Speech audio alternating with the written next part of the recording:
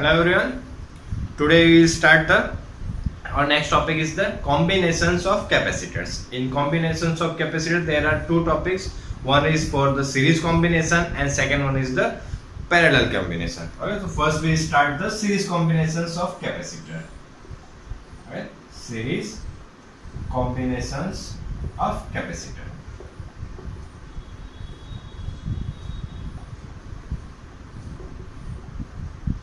First we will discuss about what is the difference between series and parallel combination for any type. Any type means like that for resistance, for battery or EMF or a cells or for a capacitors. Means कि क्या क्या difference होगा अगर कोई भी चीज को हम किसी के अंदर कनेक्ट करेंगे सीरीज या पैरेलल में कनेक्ट करेंगे तो उसके दो मेन पॉइंट्स है और वो पॉइंट्स याद रखना है, रेजिस्टेंस हो, सेल्स हो या फिर बैटरी हो, कोई भी चीज को अगर हम कभी भी सीरीज या पैरेलल में कनेक्ट करें तो उसके लिए मेन दो पॉइंट्स है और वो पॉइंट्स हमेशा हर चीज के लिए कॉमन रहेगा.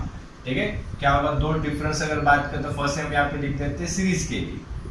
ठीक है, for series and second one is the for parallel combination. Not only for the capacitor, only all for resistance, EMF both. ठीक है, और फोर सीरीज के लिए इसमें देखें तो इसके अंदर जाओ क्या होगा, हमारा जो करंट होगा, करंट की जो मैग्नीट्यूड्स होगी क्या होगी, इक्वल होगी. इक्वल मींस क्या बोल सकते हो, कैसे होगी, सेम होंगे. और वोल्टेज कैसे होंगे, डिफरेंट होंगे. ठीक है, डायरेक्टली बिलीव नहीं करना है कि हाँ सर आपने बोल दिया, ठीक है, पर इसके लिए प्रूफ भी करना, वेट करना. और पैरेलल के लिए क्या होगा, इसका opposite. For parallel opposite of this means की current same, so in parallel current is different.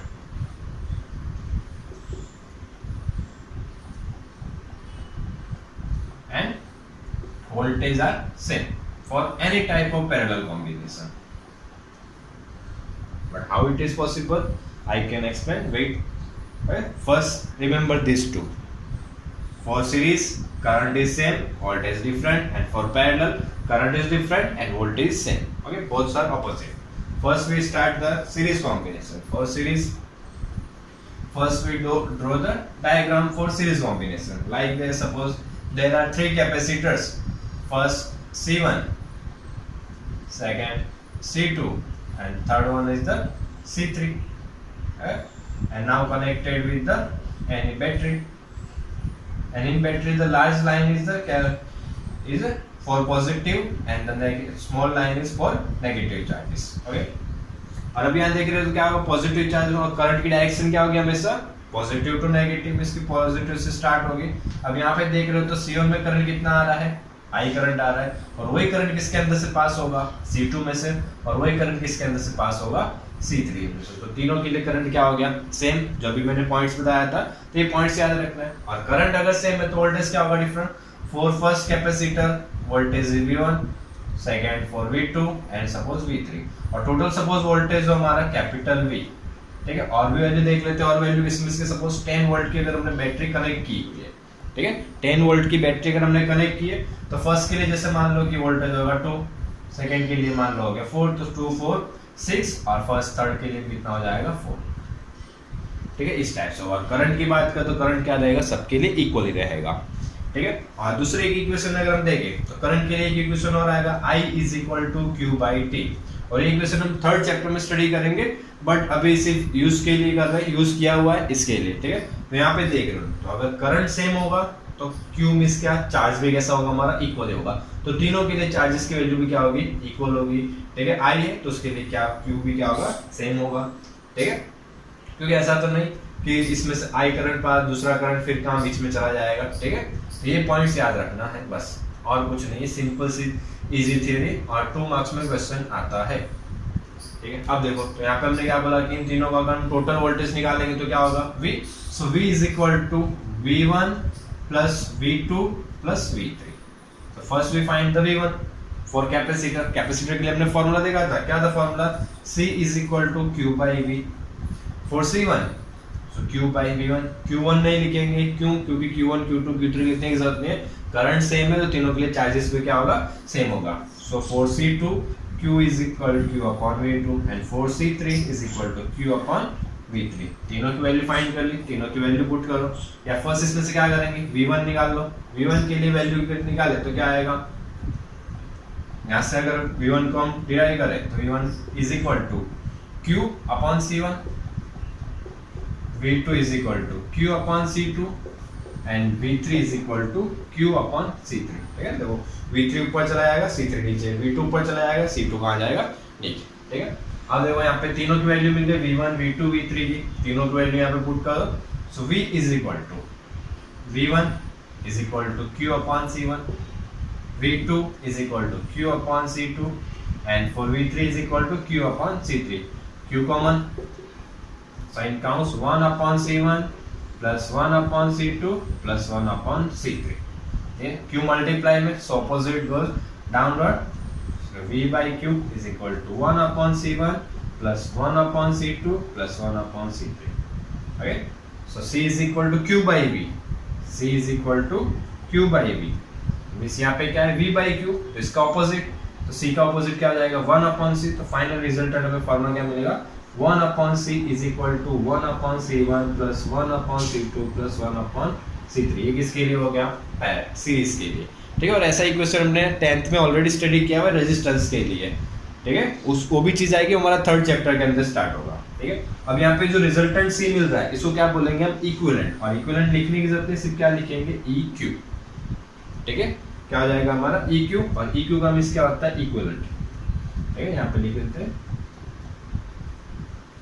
And suppose we need to find more than 3 capacitor, means कि 3 कैपेसिटर्स के से ज्यादा के लिए हमें इक्विवेलेंट या रिजल्टेंट कैपेसिटी निकालना हो तो कुछ नहीं, अगर 4 के लिए फाइंड करना है प्लस C4, प्लस 5 के लिए फाइंड करना है प्लस 1 by C5। ठीक है, suppose there are n capacitors in a series. Yeah, suppose there are n capacitors are connected in series. So resultant combination is 1 upon C1 plus 1 upon C2 plus 1 upon C3 plus dot dot dot up to 1 upon Cn. Okay?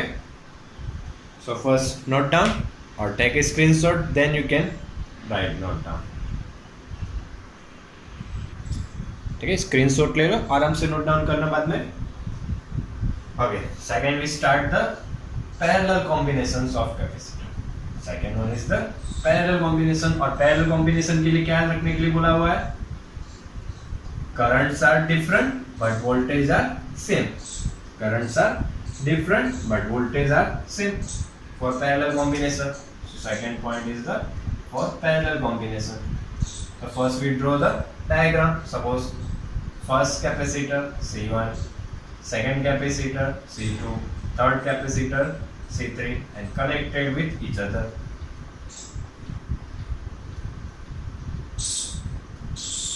Okay, और इस point को A and second point is the B and connected with the and battery. अब देखो क्या चीज condition बोली थी, currents are different in parallel combination। वही चेक कर लेते हैं कि कैसे कंडीशन है, डायरेक्टली कैसे बिलीव कर ले। ठीक है, देखो ये पॉजिटिव चार्जेस से यहाँ से करंट फ्लो प्रोड्यूस हुआ I, अब I फ्लो होते होते कहाँ गया A पॉइंट पे। अब जैसे A पॉइंट पे I करंट अगर इंटर कर रहा है, ठीक है, तो उसको जाने के लिए क्या होगा, 3 रास्ते मिल रहे हैं। एक जा सकता है C1 से, कुछ करंट जाएगा C2 से, और कुछ करंट कहाँ से आएगा C3 से। ठीक है, और तीनों कैपेसिटर्स की वैल्यू अगर इक्वल है तो तीनों में से इक्वल करंट पास होगा, बट वैल्यूज अगर डिफरेंट है तो तीनों में से करंट क्या होगा, डिफरेंट पास होगा। ठीक है, तो इसके लिए करंट पास कंसीडर कर लेते हैं सपोज I1, इसके लिए करंट कंसीडर कर लेते हैं I2, और इसके लिए करंट कंसीडर कर लेते हैं I3। तो चार्जेस भी डिफरेंट होगा, तो इसके लिए चार्जेस क्या होगा Q1, इसके लिए चार्जेस क्या होगा Q2, और इसके लिए चार्जेस क्या हो जाएगा Q3। ठीक है, और यहाँ पे टोटल वोल्टेज क्या है हमारा V, और मान लेते हैं कि यहाँ से टोटल चार्ज कितना आ रहा है कैपिटल Q। तो तीनों को अगर हम ऐड करें Q1 plus Q2 plus Q3 is equal to क्या होगा Q। So Q is equal to Q1 plus Q2 plus Q3। अब कुछ नहीं करना है, इक्वेशन से हमें क्या करना है, Q1 Q2 Q3 फाइंड करना है, और उसके अंदर क्या आना चाहिए C। तो C के लिए फॉर्मूला क्या था, C is equal to Q by V। Okay, so Q is equal to C into V, और 4C1 4Q1 C1V।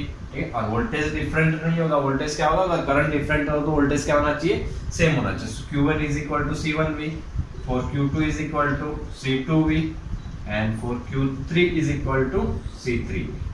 ठीक है, तीनों की वैल्यू पुट करो तो क्या हो जाएगा, Q is equal to Q1 is equal to C1V, Q2 is equal to C2V and Q3 is equal to C3V। ठीक, V कॉमन, सो सो C1 plus C2 plus C3 और V कहाँ जाएगा डिवाइड में, तो क्या हो जाएगा Q by V and Q by V is equal to C.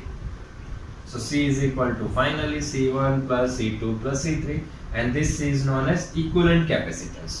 This C is known as equivalent capacitors and equivalent capacitors is resultant capacitors of these three capacitors.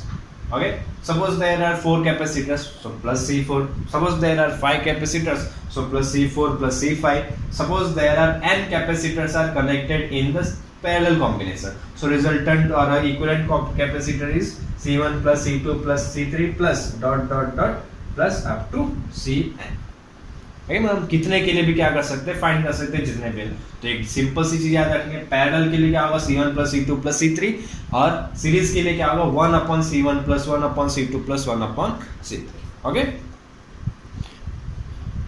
Screenshot ले लो और आराम से नोट डाउन करो. और देखो most time पे topic है, exams में काफ़ी न्यूमेरिकल्स में आता है और क्वेश्चंस भी आते हैं.